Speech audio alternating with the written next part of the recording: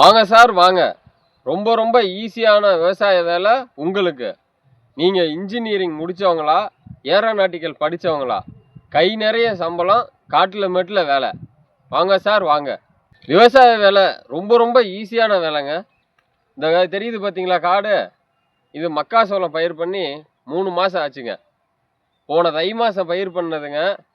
பயிர் பண்ணதுலேருந்து 3 மாதம் பங்குனி மாதத்தில் பல்ல காட்டிடுச்சுங்க. ஒன்றுமே கிடையாதுங்க. நாங்கள் விதைச்சதுலேருந்து அதுக்கு தண்ணி பாய்ச்சுற வரைக்கும் ரொம்ப ரொம்ப ஈஸியாக தண்ணி பாய்ச்சிட்டோங்க. காட்டில் கிணத்துல தண்ணி இல்லை, கம்பரசரை போட்டால் போர்லேயும் தண்ணி இல்லை. ஆனாலும் நாங்கள் ரொம்ப ஈஸியாக தண்ணி பாய்ச்சி கொண்டு வந்தோமுங்க. இன்னொரு 1 மாதம் இருந்திருந்தால் விளைஞ்சிருக்குங்க நல்லா. அதுக்குள்ள தண்ணி இல்லாமல் காஞ்சி போச்சுங்க.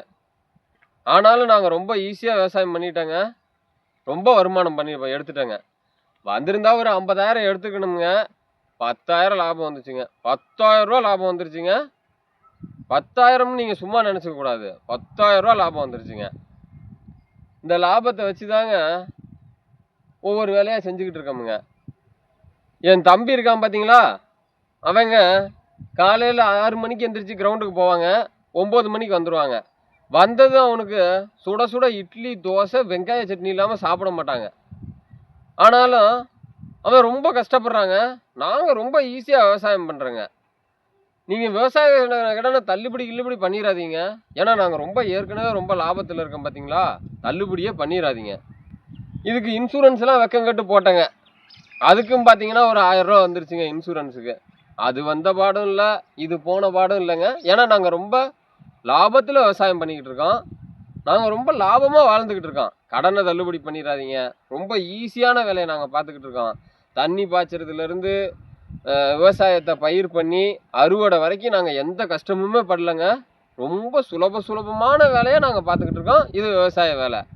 விளையாட்டு ரொம்ப கஷ்டங்க, விவசாயம் ரொம்ப ஈஸிங்க. எல்லாரும் விளையாட்டுக்கு அனுப்புங்க உங்கள் பிள்ளைங்கள.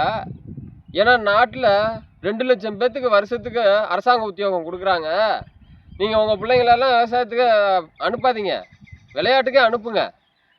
என் தம்பியோட கூட போன எல்லா பயிலும் இன்னைக்கு கட்டிலில் குப்புறப்படுத்தி தூங்குறானுங்க. ஏண்டான்னு கேட்டால், இவனுங்க இடத்துக்கு எங்கேருந்தே வந்தான்னு தெரியலையா, பணக்கார பயிலுங்க 10 பேர் வந்து முதல் இடத்த தட்டிக்கிட்டு கவர்மெண்ட் வேலையில் முன்னுரிமை வாங்கிட்டு போயிட்டானுங்க. எல்லோரும் விளையாட்டுக்கே அனுப்புங்க நம்ம பிள்ளைங்கள.